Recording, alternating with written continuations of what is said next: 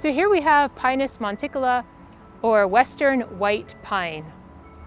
So typical of the genus Pinus in the Pinaceae family, we have these long, slender needles. And one of the key characteristics when trying to determine which type of a pine we're looking at is how many needles do you have per fascicle or per bundle.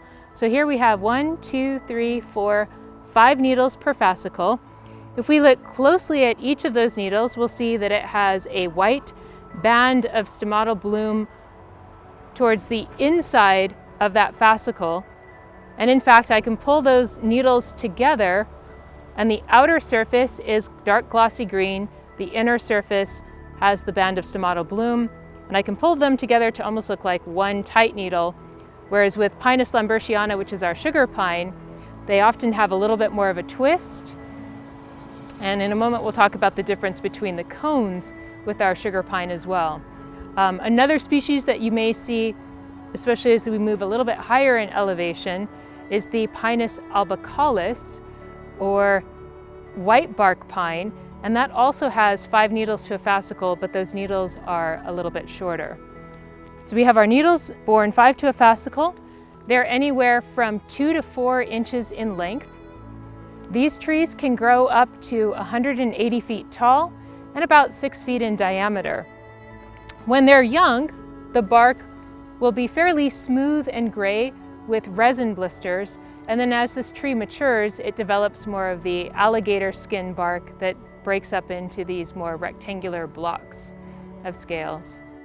So the cones on our Pinus monticola, or western white pine, are typically anywhere from about 5 to 12 inches in length, and they're often crescent shaped, almost like a banana, compared to the Pinus lambertiana cones, which also can be even bigger, anywhere from 12 to 24 inches in length and a lot straighter.